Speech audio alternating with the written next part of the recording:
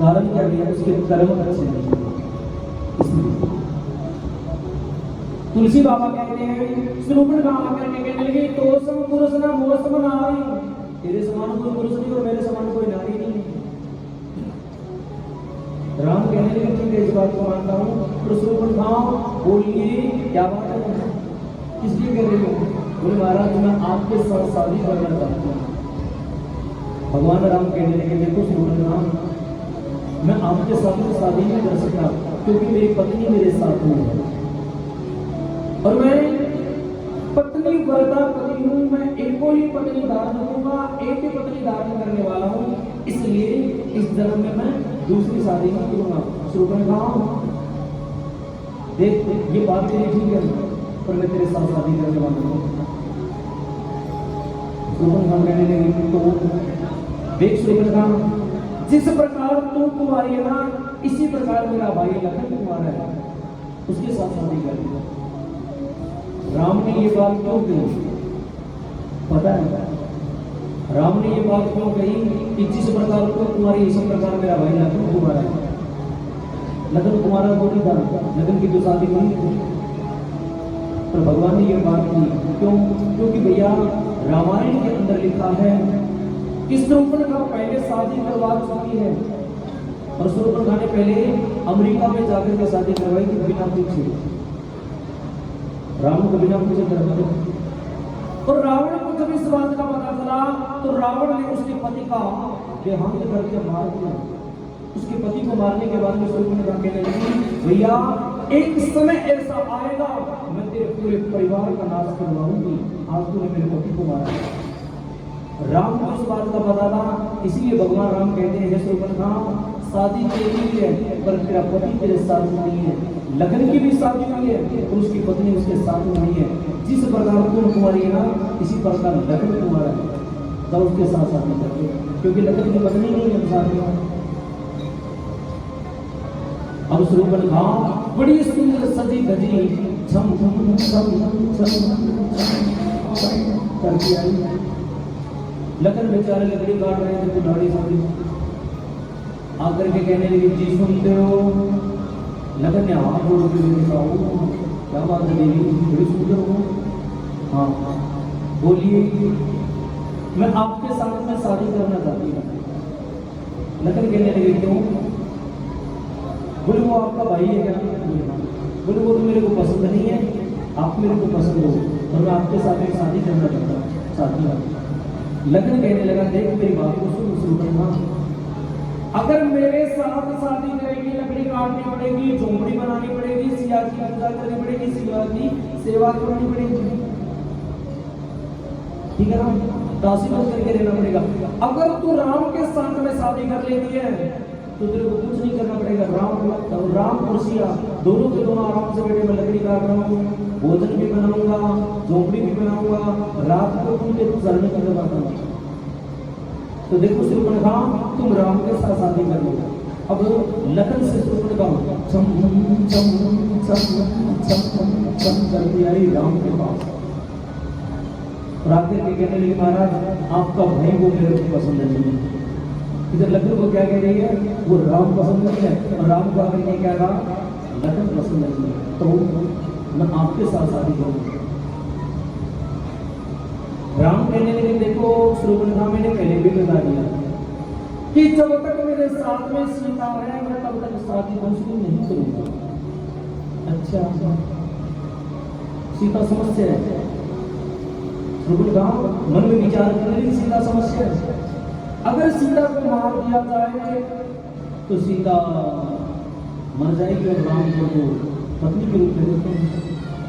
इसलिए श्रोपण गाँव अपने असली भेष में आते हैं, विकराल रूप धारण कर लेती है, लंबी लंबी मैली को चली और बालों को खिला लेती है, बड़े राक्षसी भाव आ जाता है। और जैसे ही राक्षसी भाव आया और राक्षसी भाव को देख करके और सिया डरने लग जाती है। लखन भी देखते हैं, भगवान राम देखते हैं। और जैसे सिया को खाने के लिए दौड़ी तो लखन ने एक ऐसा बाण मारा सूर्पनखा की नाक कान काट दी। नाक कान बिनु भय बिकरारा, 10-17 वर्ष के रुकना। नाक कान बिनु भय बिकरारा, 10-17 वर्ष के रुकना। श्री राम जय जय राम, श्री राम जय राम जय जय राम, श्री राम जय राम जय जय राम, श्री राम जय राम जय जय राम। नाक कटा नकटी भई हुई लोहा लोहा, नाक कान बिनु भय बिकरारा, यानी लखन ने ऐसा बाण मारा शूर्पणखा की नाक को कान काट दी। और शूर्पणखा की तरफ दूसरा बाण उठाने लगे तो शूर्पणखा एकदम आकाश मार्ग में चली जाती है और रावण के पास जाकर के अपने भैया रावण को पुकारने लगी, भैया रावण, ए भैया रावण, रावण तुम कहां पर हो भैया रावण। अब रावण राजमहल में बैठा था और शूर्पणखा आई, देख करके रावण कहने लगा, शूर्पणखा तो नाक कहीं कटवा दी है। शूर्पणखा ये क्या हाल है, कहां से नाक कटवा करके आ गई।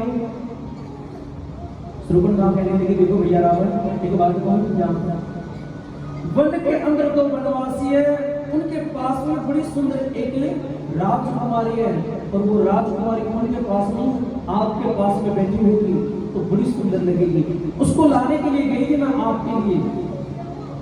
तो उनके पास में दो वनवासी ना, उन्होंने मेरे नाम कान काट दिया और वो कहने लगे तेरे भाई रावण को हम जानते हैं। रावण कहने लगा, अच्छा वो ये बात कहते रावण को हम जानते हैं, रावण को तो जानने वाले मर गए। और रावण को छोटी बड़ी चीज नहीं भैया, रावण बहुत बड़ा बलशाली था। रावण का परिवार कोई छोटा नहीं था, पर रावण के जीवन में दो चीजों की कमी थी। रावण के जीवन में दो चीजों की कमी थी, बाकी रावण जितना बड़ा प्रचंड विद्वान ना तो था, ना है और ना होगा, इतना प्रचंड विद्वान था। आज ब्राह्मण लोग भी जब जन्म कुंडली बनाते हैं ना तो रावण संहिता नाम की एक पुस्तक है, उसका सहारा लेते हैं। रावण इतना बड़ा प्रचंड विद्वान था और रावण के जीवन में दो चीजों की कमी थी। रावण जितना बड़ा भगत कोई नहीं हो सकता। शंकर भगवान के ऊपर लोग दूध चढ़ाते, दही चढ़ाते, घी चढ़ाते, शहद चढ़ाते हैं, भांग धतूरा चढ़ाते, फल चढ़ाते हैं, पर रावण ने 10 सिर काट करके शिवलिंग के ऊपर अर्पण की। रावण इतना बड़ा भगत था शंकर भगवान का, 10 शीश काट करके चलाए थे। और आज भी सजनों रावण का एक बहुत बड़ा स्रोत है। जब रावण शंकर भगवान के लिए तांडव करता था तो शंकर भगवान 1 मिनट के अंदर प्रकट हो जाते थे। शिव तांडव को बात है, शिव तांडव, उस शिव तांडव का जब पाठ करते थे रावण खुद तांडव करते थे तो शंकर भगवान के सामने प्रकट हो जाते थे। इतना बड़ा भगत था रावण, फिर भी रावण भाग्यशाली नहीं कहलाया। क्यों? रावण जितना बड़ा कोई धनवान भी नहीं हो सकता। ये पूरा हरियाणा ना इतनी बड़ी लंका नगरी थी और सारी की सारी सोने की थी, ठीक नहीं? अरे ठीक नहीं। रावण जितना बड़ा कोई धनवान भी नहीं हो सकता और फिर भी रावण भाग्यशाली नहीं कहता है। क्यों? रावण जितना कोई बलशाली भी नहीं हो सकता था। 10 शीश और 20 भुजा थी रावण की, 10 शीश और 20 भुजा थी, फिर भी रावण भाग्यशाली नहीं कहलाया। क्यों? रावण जितना बड़ा परिवार भी नहीं किसी के। रावण का कुल परिवार कितना था? 1 लाख पुत्र, 1.25 लाख नाती, 1 लाख पुत्र भेदा और 1.25 लाख नाती, 1 लाख पुत्र, 1.25 लाख नाती, और फिर भी रावण भाग्यशाली नहीं था। क्यों? क्योंकि रावण के जीवन के अंदर 2 चीजों की कमी थी। कौन कौन सी कमी थी? रावण के जीवन में दो चीजों की कमी थी, कौन सी? कि रावण का कोई गुरु नहीं था। रावण का कोई गुरु नहीं था। और रावण के छोटे भाई भविष्य का गुरु है कौन? भविष्य का गुरु है कौन? अरे हनुमान चालीसा में लिखा हुआ है, तुमरो मंत्र भविष्य माना, लंकेश्वर भय सब जुग जाना। हनुमान जी महाराज उनके गुरु थे। तुमरो मंत्र भविष्य माना, तुम्हारा मंत्र भविष्य में माना हनुमान जी महाराज। हनुमान जी महाराज उनके गुरु थे। रावण का कोई गुरु नहीं था और जीवन में रावण ने कभी भगवान की कथा नहीं सुनी, इसलिए रावण मारा गया, वरना रावण मरता नहीं। रावण के जीवन में दो चीजों की कमी थी। आज पापी दुराचारी रावण उस रात सिंहासन पर बैठा हुआ और जोर जोर से हंसने लगा। शूर्पणखा, कोई दिक्कत नहीं, तेरे को ये कहा है हम रावण को जानते हैं। वो रावण को जानते नहीं, अब देख रावण क्या करेगा। उनके पास में तो राजकुमारी है, उसका मैं हरण करके लेके आऊंगा। सजों को बताया जाता है कि रावण वहां से खड़ा होकर के और मन में विचार करने लगा किस प्रकार लेकर के आऊंगा। तभी रावण कुछ दूरी पर जाता है तो मिल जाते हैं कौन? मारीच, जो भगवान राम ने बिना फर का बाण मारा था, 100 योजन दूर जाकर के वो राक्षस गिर जाता है। आज वही राक्षस राम के जीवन में आपत्ति बनती है, विपत्ति बनती है। और मारीच नाम का वो राक्षस है, उसके पास में आए और आकर के रावण कहने लगा, मामा मारीच प्रणाम। मारीच समझ गया, भैया दुष्ट आदमी किसी को प्रणाम करता है ना तो कोई ना कोई कारण होता है, कोई ना कोई कारण होता है। सच्चाई है, रावण तो किसी को प्रणाम करना ही नहीं था। मारीच कहने लगा, बोल रावण क्या होना चाहता है? एक काम करोगी क्या? आप कपट रूपी सोने का मृग बन करके और सिया के सामने जाओगे, सिया का मन हरण करोगे। उसके बाद में राम आपको पकड़ने के लिए जाएंगे तो आप कुछ दूरी पर चले जाना। उसके बाद में हाय लखन हाय राम, हाय लखन हाय राम दोनों को पुकारोगे तो राम उसके पीछे तो है ही। हाय लखन हाय सिया को पुकारोगे तो लखन भी मेरे को ढूंढने के लिए आएंगे, मारीच आपको ढूंढने के लिए आएंगे। और जब लखन चला जाएगा तो मैं सीता का हरण करना चाहता हूँ। मारीच कहने लगे कि रावण, मैं दूसरी की नारी को हरण करने में आपका सहयोग नहीं दूंगा, क्योंकि हमारी भारत में क्या कहती है, नारी का मान बड़े सम्मान बड़े को जीने का हक है। ऐसा कदम नहीं करूंगा, नहीं दूंगा, तलवार निकाल दिया, मारूंगा। हमारी जीवन में विचार करने लगा, इस पापी आदमी के हाथों से मर गया तो नरक मिलेगा, कम से कम भगवान के हाथों से मरेंगे तो स्वर्ग तो मिल जाएगा। और सच्चाई की बात भैया, संसार के साथ कभी दुश्मनी नहीं करनी चाहिए। दुश्मनी भी करो तो किसके साथ? मेरे ठाकुर के साथ, मेरे राम जी के साथ। दुनिया वालों के साथ तो मित्रता रखो, दुनिया वालों के साथ तो प्रेम करो। अगर दुश्मनी भी करनी है ना तो मेरे राम के साथ करना। कम से कम राम के हाथों से मर गए तो स्वर्ग तो मिलेगा, और दुनिया वालों के हाथों से मर गए तो नरक की मिलेगी, स्वर्ग मिलने वाला नहीं। इसी प्रकार मन में विचार करता है मारीच, और मन में विचार करके कपट रूपी मृग बन करके सोने का और सिया के सामने जाता है। जैसे ही सिया के सामने गए और सिया के सामने जाकर के मेरे राघव और मेरी सिया दोनों के दोनों बैठे हैं।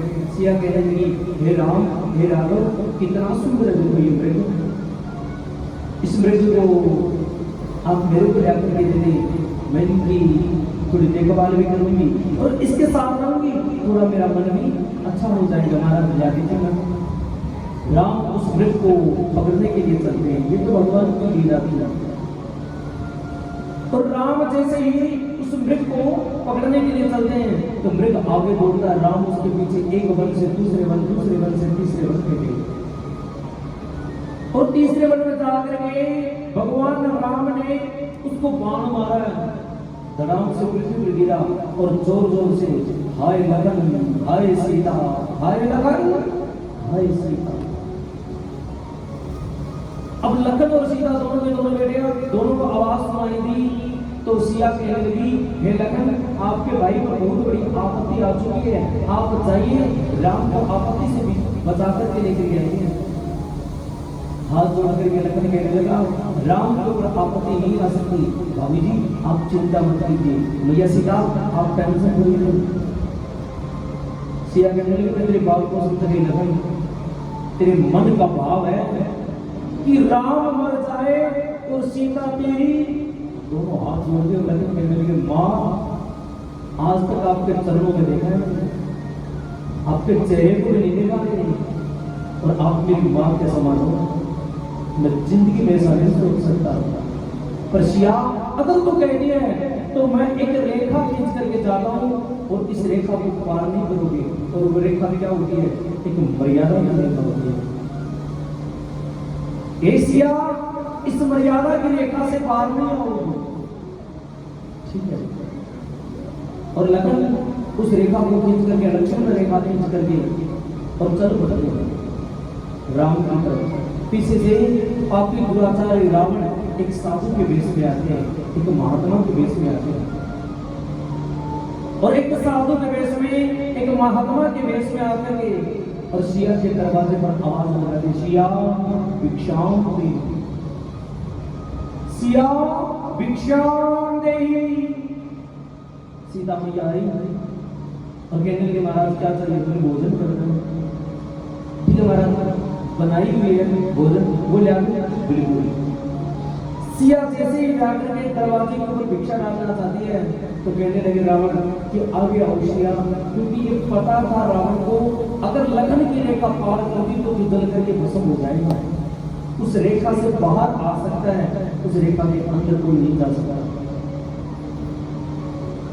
सजनों, रावण के अंदर का बाहर आना, सिया बाहर आना, महाराज आप आगे मैं नहीं आ सकता, मैं तो इस एक स्थान पर खड़े होकर के आपसे भिक्षा मांगी है, अगर आप दोगे तो ठीक है, ना दोगे तो मैं चला जाऊंगा, पर आप मेरे को भिक्षा डालोगे तो आपको बाहर आना पड़ेगा। सीता मैया उस मर्यादा की रेखा को पार कर देती है। नारी का ये धर्म नहीं होता तो इस संत महात्मा भिक्षा मांगने के लिए आए। सबसे पहले तो महात्मा का भी धर्म नहीं होता दरवाजे के ऊपर खड़ा होना चाहिए। कई महाराज होते अंदर तक आ जाते हैं, कई महात्मा होते हैं जो अंदर तक आ जाते हैं, कई महात्मा होते ऐसे होते हैं। और नारी का ये धर्म नहीं होता कि वो मर्यादा की रेखा अपनी देहली को पार करे, देहली के अंदर रहे, ठीक है ना। आज सिया उस मर्यादा की रेखा को पार करके जैसे ही भिक्षा देने के लिए और रावण के पास आती है, जैसे ही रावण के पास आती है तो रावण अपना असली रूप धारण कर लेता है और रावण सिया को पकड़ करके पुष्प विमान के अंदर डाल देते हैं और पुष्प विमान लेकर के रावण आकाश मार्ग में चल पड़ते हैं। और सिया जोर जोर से चिल्ला रही है, हे राम, हे लखन, हे राम, हे लखन। राम लखन को जब पुकारा तो सदनों राम लखन की सिया की आवाज को सुन करके दौड़ करके वापस आती है। जगमग जगमग जोत जली है, जगमग जगमग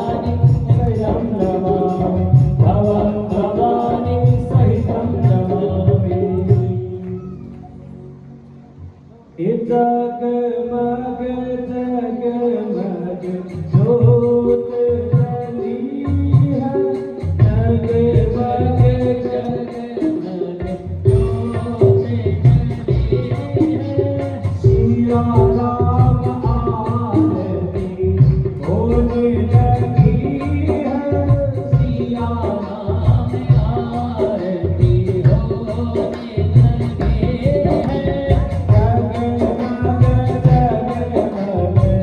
जो